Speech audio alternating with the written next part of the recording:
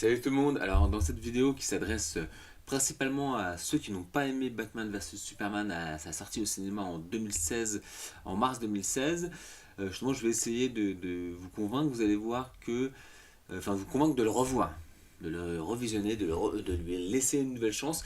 Vous allez voir qu'en 5 ans beaucoup de choses se sont passées et qu'effectivement quand on étudie un petit peu la question, on peut se dire qu'il y a beaucoup d'éléments qui ont fait que quand il est sorti en 2016, le film n'a pas pu être apprécié à sa juste valeur, n'a pas pu être apprécié tout court en réalité par beaucoup de gens, par ceux qui n'étaient pas familiers avec l'univers et avec ce que proposait Snyder à ce moment-là, mais que justement beaucoup de choses aujourd'hui ont changé. Ce serait cool que vous décidiez de redonner une chance à Batman vs Superman. Déjà en fait c'est vrai que dans ce film-là, en fait il est très dense le film. La version 2016 qui est sortie de 2h30 au cinéma est vraiment très dense. Il y a beaucoup de choses qui ne sont pas présenté ou mal présenté ou présenté mais pour ceux qui connaissaient déjà l'univers de DC. Faut pas oublier que Batman vs Superman c'est la suite de Man of Steel et qu'à l'époque il y avait que Man of Steel qui était sorti. Mais tous les autres personnages, et il n'y en a pas qu'il y a des personnages dans Batman vs Superman, et bien tous les autres personnages étaient nouveaux et certains pas vraiment introduits en fait. Et rien que Batman, qui est quand même le personnage principal du film avec Superman, en réalité, si on se remet en 2016, en réalité, il n'est pas vraiment introduit. Ok, on connaît toutes ces origines de Batman, mais il y a d'un coup il y a ce personnage-là, d'un coup il y a ce gars qui veut tuer Superman, qui lui en veut, mais on n'a pas suivi en fait pendant toutes ces années. Et il faut pas oublier qu'en 2016, tout le monde kiffait le Batman par Christian Bale. On sortait d'une trilogie qui a marqué quand même le cinéma, enfin en tout cas ce style-là, le style super-héroïque au cinéma. Tout le monde était, enfin tout le monde, une grosse partie de gens étaient d'accord pour dire que Christian Bale c'était le meilleur Batman, etc. Nous on avait tous en tête l'image avec Heath Ledger dans le rôle de Joker. Et d'un coup on a un concurrent qui arrive, forcément c'était compliqué pour lui.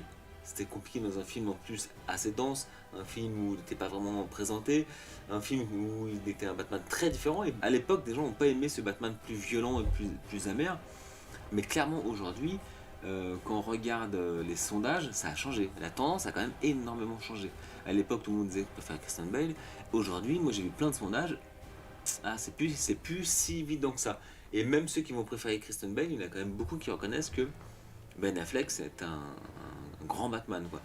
Et j'ai vu beaucoup de sondages où il finissait même premier. Ce que je veux dire par là, c'est que maintenant qu'on a digéré le nouveau Batman, maintenant qu'il y a eu la version longue, en plus on parle après de la version longue de Batman vs Superman, qu'on l'a revu dans Suicide Squad, on l'entend, il apparaît pas physiquement, mais on l'entend dans le film Wonder Woman, et surtout qu'on l'a revu dans Justice League de Snyder, le Batman est beaucoup plus consistant, on le connaît en réalité.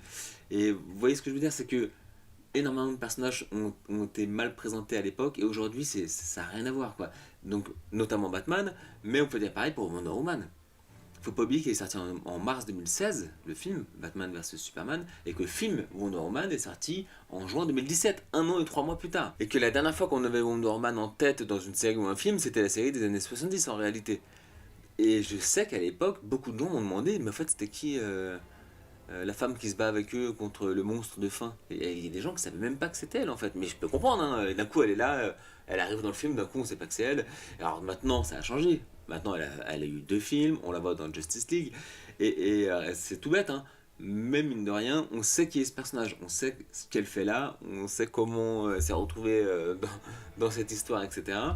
Et donc je vous encourage, vous voyez, grâce à une meilleure présentation surtout des personnages principaux, à essayer de le revoir. Et vous verrez que justement avec cette nouvelle vision sur ces personnages que vous avez découvert avec plus de profondeur, vous allez, je pense, réellement bien plus apprécier le film.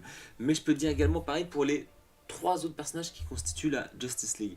C'est vrai que dans Batman vs Superman, on voit un moment Aquaman dans une petite vidéo, on voit Flash aussi dans 2 fois, on voit Flash, on en parle après de Flash, et on voit Cyborg.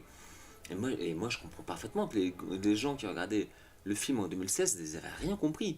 D'un coup, ils voient Wonder Woman qui ouvre justement, ils ne savaient même pas que c'était Wonder Woman, mais qui ouvre des vidéos envoyées par Bruce Wayne, et on voit Aquaman, on ne savait pas qui c'était. Le film de Aquaman n'est sorti qu'en décembre 2018. D'accord. Donc 2 ans et 9 mois plus tard. Maintenant, on le connaît bien, il y a son film, on l'a vu dans Justice League, ça y est, maintenant on le connaît, on comprend cette vidéo. Cyborg, c'est pareil. Alors Cyborg, je pense que il y a plein de gens à l'époque, ça savait absolument pas qui c'était, mais parce qu'on voit d'un coup un gars coupé en deux qui est accroché sur une vidéo, justement dans une autre vidéo que Wonder Woman regarde, et qui fusionne avec une boîte, justement, on sait pas ce que c'est.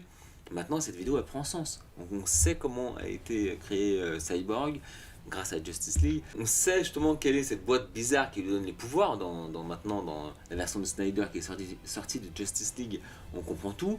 Et ça prend sens. Et Flash, c'est pareil, hein, on savait pas trop qui c'était, maintenant on sait qui c'est. Mais surtout, Flash, à un moment donné, on le voit arriver du futur. Enfin, on sait pas que c'est le futur justement, mais on voit ce gars-là qui lui dit la clé c'est Loïs. Et clairement, quand on regarde Justice League, même si on n'a pas encore toutes les réponses, dans Justice League, on comprend beaucoup mieux. Oui, on se doute qu'il y a un souci à l'avenir avec Superman. Bon, c'est un jour on a la suite de Justice League fait par Snyder.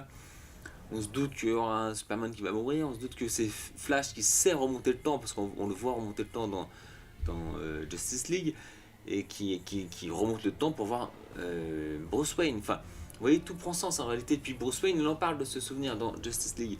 Et on comprend beaucoup mieux toutes ces scènes qui, effectivement, alourdissaient complètement le film qui est sorti en 2016 et qui était plein de mystères en réalité. Donc en fait, c'est vrai que c'était plein de petits mystères posés partout. Mais là, les gens qui n'étaient pas fans, je peux comprendre qu'ils étaient complètement paumés par tout ça, quoi. Mais c'est pas tout. Il y a aussi le nightmare. C'est vrai que d'un coup, Bruce Wayne il fait un cauchemar. Et le cauchemar il dure au moins 5 minutes. Le nombre de personnes qui, moi, m'ont parlé de ce film à l'époque, avant que Justice League sorte, pour me dire, mais c'est quoi ce truc? D'un coup, il y a Batman, il est dans un désert, il se bat contre des gars qui a Superman, enfin un brassard Superman, il se fait attraper, il se fait attacher, Superman est méchant. C'est quoi ce truc? Alors, vous allez me dire, oui, on sait toujours pas ce que c'est. Mais clairement, dans Justice League, on comprend beaucoup mieux. Ce que ça va être, en tout cas. Et qui, effectivement, c'est une prémonition. Et il y a une prémonition, il y a quelque chose autour de Superman qui va se passer à l'avenir. Et que la trilogie de Snyder, en réalité, était emmenée à emmener un autre film avec un Superman qui allait pencher du côté obscur. Et c'est pareil pour Steppenwolf. À la fin du film, on voit un gars devant Lex Luthor, on voit un monstre et puis qui disparaît rapidement. Mais franchement, même moi à l'époque, en 2016, je pouvais pas comprendre. Et en fait, c'est Steppenwolf, c'est le méchant de la suite. Et on comprend pourquoi il est là. Et si maintenant les gens regardent Batman Superman, ils vont dire ah bah oui, le gars là, c'est le méchant qui vient dans Justice League. Hein. Ok, on comprend. Euh, la référence à Joker qui tue Robin aussi. À l'époque, on pouvait pas comprendre. Maintenant, grâce à Suicide Squad, on comprend mieux que Joker l'a tué. Grâce à Justice League, à la fin, on voit Joker, on comprend que le Joker existe dans cet univers. Vous voyez, c'est un ensemble de choses qui ont été mis dans le film. Et clairement, si on n'était pas familier avec le DC Extended Universe, qui à l'époque était composé de 2 films, de DC tout court, eh bien franchement, je comprends on pouvait être complètement perdu dans ce que le film racontait en fait.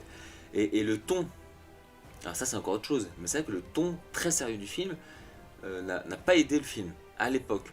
À l'époque, on était en pleine hype autour de Marvel, le style Marvel qui explosait vraiment, avec son style comédie-action en fait. Hein. À la même époque sortait, en 2016 c'était Captain America 3, c'était, mince comment il s'appelle déjà, c'était Civil War qui sortait, et vous voyez clairement le ton qu'on avait. Mais je pense aujourd'hui que maintenant que la phase 1 en tout cas de Marvel est terminée, que ça y est on a eu Endgame, qu'on a eu 22 films et que là on est dans un entre-deux, je pense vraiment qu'il y a peut-être une envie d'autre chose. Pas de la part de tout le monde, hein. Il y a plein de gens qui vont me dire non, non, moi je voudrais avoir du Marvel. Je dis pas qu'on voit plus de Marvel, mais en tout cas, je pense qu'il est vraiment tombé à un mauvais moment, ce style-là très sérieux, et qu'aujourd'hui, maintenant qu'on ça y est, on a digéré la phase 1 de Marvel, c'était très bien, etc. Avoir peut-être une autre manière de faire des films super-héroïques, dont le ton sérieux, pourrait vraiment tomber bien en fait. Et c'est pour ça d'ailleurs, je pense que Justice League, entre autres, la Justice League de Snyder, je pense qu'elle a cartonné pour plein de raisons, mais entre autres parce que après voilà, toute cette phase 1 de Marvel, ça faisait pas de mal justement d'avoir autre chose, d'avoir une autre proposition. Et Batman Superman versus Superman, je pense qu'il pourrait très bien rentrer dans dans cet élan-là. Et les gens qui ont kiffé Justice League, pour moi, c'est pas possible qu'ils peuvent détester Batman Superman. Parce que c'est vraiment une continuité. Et vous voyez, pour moi, si l'un a marché en 2016 et l'autre a cartonné en 2021, c'est bien que je pense que le ton y est pour quelque chose. Alors, comment dire, argument, mais qui est quand même de taille énorme, c'est quand même la version du film. C'est vrai que le film sorti en 2016 faisait 2h30 et coupait beaucoup de choses scénaristiques. La version longue, qui est sortie en Blu-ray uniquement, qui dure 3 heures, qui est pas celle qu'on trouve sur Netflix. C'est dommage, sur Netflix, ils foutent la version de 2h30, quoi. Donc moi, je vous encourage à revoir le Batman vs Superman, mais pas sur Netflix, parce que justement, c'est une version qui est coupée, et on comprend, il y a plein de choses qu'on comprend pas, ou très mal, en fait. Notamment l'enquête policière de Lois, qui est importante. Notamment, pourquoi Superman, lui aussi, euh, prend comme ennemi Batman. Dans la version courte, c'est pas expliqué en fait. Dans la version longue, c'est parfaitement expliqué. Donc ça aussi, ça y contribue. Moi, je vous encourage aujourd'hui à revoir la version longue, la version de 3 heures qui explique vraiment tout bien. Et comme maintenant, vous savez qui est Batman, qui est Wonder Man, qui est Aquaman, Flash, Cyborg, pourquoi il y a le cauchemar de Batman, le monstre à la fin qu'on voit, Steppenwolf, et que ce ton maintenant, voilà, c'est le ton Snyder, on est habitué, eh bien je pense que vous apprécierez autrement Batman vs Superman. Et je dis pas que vous direz que c'est le meilleur film de super-héros du monde, hein, c'est pas ce que je veux dire. Moi je le pense. Mais je pense qu'au moins vous passerez un bon moment et que ça vous donnera peut-être envie de regarder toute la trilogie. D'ailleurs, si vous avez aimé Justice League, le troisième, il n'y a pas de raison que vous n'avez pas envie de revoir après Man of Steel, hein, ou faites-vous les trois carrément dans l'ordre. Version longue, surtout version longue, honnêtement.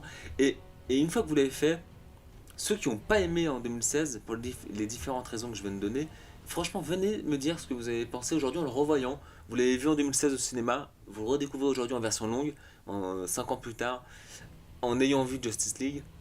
Eh bien, venez me dire ce que vous avez pensé aujourd'hui. Est-ce que vous avez exactement le même avis ou bah non, votre avis a évolué, comment et pourquoi? Je serais intéressé dans les commentaires que vous me disiez tout ça.